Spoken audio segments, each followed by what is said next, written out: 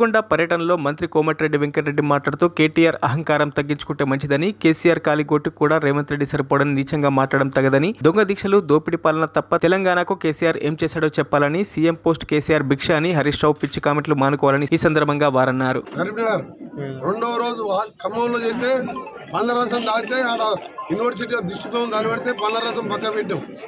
తర్వాత ఉస్మానియాకి వచ్చి ఉప్మా తినుకుంటా విటమిన్ తినుకుంటా చేస్తున్నట్టు నా దగ్గర సర్టిఫికెట్స్ ఉన్నాయి. ఆ డాక్టర్లు ట్రీట్మెంట్ చేసిన సర్టిఫికెట్స్ ఉన్నాయి. నువ్వు ఎంత వెయిట్ డౌన్ అయినావు, నువ్వు నీ బాడీ ఎంత ఖరాబ్ అయింది. అదే నేను బ్లాక్ టవర్ సెంటర్లో 11-12 రోజు నిమ్స్లో చేరించు. అది ఉస్మానియా హాస్పిటల్ సూపరింటెండెంట్ గారు వాళ్ళ టీం, ఈయన ఉన్నది నిమ్స్ హాస్పిటల్ టీం. 2 గవర్నమెంట్ హాస్పిటల్లే. ఇప్పటికీ రికార్డ్స్ ఉన్నాయి, రికార్డ్స్ తెప్పిస్తాం. నా కిడ్నీలు ఖరాబ్ అయినాయా, మీ మామది ఒక్క పాటనే ఖరాబ్ అయిందా, ఎవరిది దొంగ దీక్ష తెలుస్తుంది. దొంగ దీక్ష తెలంగాణ కాదు.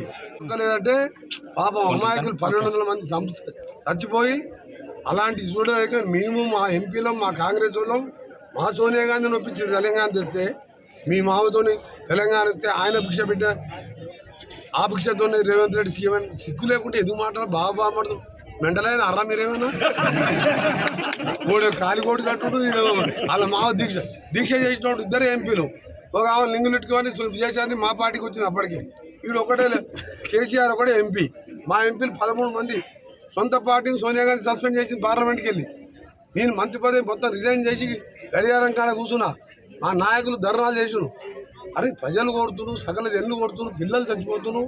మా సొంత పార్టీ వాళ్ళని చెప్పి తెలంగాణ సోనియా గాంధీ ఇచ్చి ఆమె దేవత అని చెప్పి వాళ్ళ ప్రజలు 10 ఏళ్ళు ఏదో దళితులు ముఖ్యమంత్రి, డబుల్ బెడ్రూమ్ ఇళ్ళని మోసాలు చేసి దోచుకుంటే అయినావు. నీ చరిత్ర మీ టీఆర్ఎస్ పార్టీ ఎప్పుడైతే బీఆర్ఎస్ పెట్టుకున్నావో, బీఆర్ఎస్ అంటే బొందలగడ్డ రాష్ట్ర సమితి పార్టీ బొందలగడ్డ పడేది. ఇక్కడ పిల్లగాడు వచ్చిండు, వార్డు మెంబర్ కూడా దిక్కులేదు. వార్డు మెంబర్ కంటే తక్కువ, వార్డు మెంబర్ కాదు ఇంకా ఏమన్నా ఆ పక్కింటోడు కూడా ఓటాడు ఆ పిల్లగారికి. వాడు రైతు బంధు గురించి మాట్లాడుతున్నావు. వెంకరెడ్డి ఎప్పుడైనా రైతులను తిడతాడా?